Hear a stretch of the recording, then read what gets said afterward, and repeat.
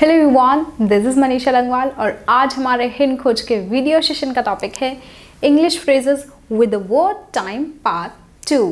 Part 1 में हमने देखा था कि फ्रेजेस क्या होते हैं और कुछ phrases with the word time, और आज हम देखेंगे कुछ और phrases with the word time. So let's start. हमारा जो फर्स्ट फ्रेज है, to have a time of your life, और इस फ्रेज का मतलब है when you have a wonderful time with someone, मतलब कि किसी के साथ बिताया हुआ बहुत ही जो अच्छा टाइम होता है आपके लिए, जो कि आपके लिए बहुत ही मेमोरेबल हो, यादगार हो वो समय, तो तब हम यूज़ करेंगे phrase to have a time of your life का। और इसका हम एग्जाम्पल देखते हैं। Thank you for a lovely evening. I had a time of my life with you। मतलब कि इस प्यारी सी शाम के लिए धन्यवाद। ये मेरी लाइफ का बहुत ही यादगार समय था, बहुत ही अच्छा समय था तुम्हारे साथ। और हमारा नेक्स्ट फ्रेज है to catch someone at a bad time.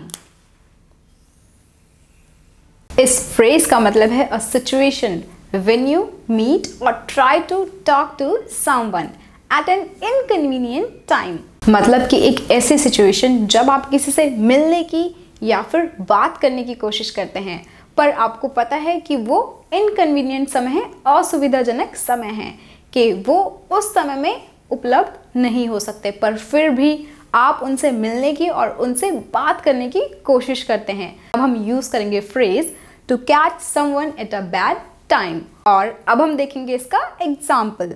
Sorry to catch you at a bad time, but I really need your help. इस इनकन्वीनियंट टाइम में आपसे बात करने के लिए क्षमा, पर मुझे सच में आपकी हेल्प की ज़रूरत है। और हमारा अगला फ्रेज है to have time to kill. और इस फ्रेज का मतलब है when you have a lot of free time, मतलब अब आपके पास बहुत सारा खाली समय हो, बहुत सारा टाइम हो वेस्ट करने के लिए, तब आप यूज़ कर सकते हैं phrase to have time to kill का। चलिए अब हम देखेंगे इसका example. Ever since I lost the job, I have a lot of time to kill। मतलब कि जब से मेरी जॉब छूटी है, जब से मेरी जॉब गई है, मेरे पास तब से बहुत सारा खाली टाइम है। और हमारा जो फोर्थ फ्रेज है वो है हाई टाइम या फिर अबाउट टाइम। और इसका मतलब है कि when you want to show that how urgently something should be done and not to be delayed anymore। मतलब कि ये दर्शाना कि अब इस काम को करने में ज़्यादा देरी नहीं करनी चाहिए, हमें इस काम को जल्द से जल्द करना है, तब हम यूज़ करेंगे फ्रेज हाई टाइम या फिर अबाउट टाइम का। और अब हम देखेंगे इसका example. You have such bad eating habits. I think it's high time that you go and see a heart specialist। हमारी जो ईटिंग हैबिट्स हैं वो बहुत ही ज़्यादा खराब हैं, and it's high time that you go and see a heart specialist। मतलब कि तुम्हें अब ज़्यादा देरी नहीं करनी चाहिए, तुम्हें जल्द से जल्द जाकर एक हार्ट स्पेशलिस्ट को दिखाना चाहिए। और अब हमारा नेक्स्ट फ्रेज है अ race against time.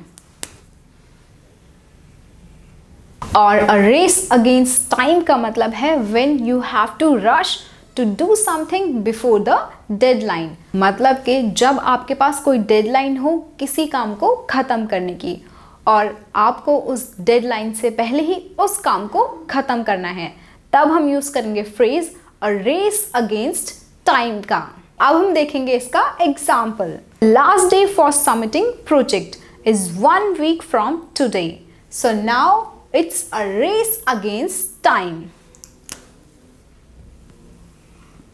Project submit करने की जो लास्ट डेट है वो आज से 1 वीक बाद की है, so now it's a race against time. अब तुम्हें जो डेडलाइन है उससे पहले प्रोजेक्ट सबमिट करना ही है। और हमारा जो लास्ट फ्रेज है bide your time until. Bide your time until का मतलब है wait patiently for a good opportunity, मतलब कि एक अच्छी अपॉर्चुनिटी का बहुत ही धैर्यपूर्वक सब्र से इंतजार करना। और अब हम देखेंगे इसका example. He was just biding his time until he got a chance to work at his dream job. वो बहुत ही सब्र से इंतजार कर रहा था जब तक कि उसे चांस ना मिले उसकी ड्रीम जॉब में काम करने का। Thanks for watching and do like, share and subscribe the video.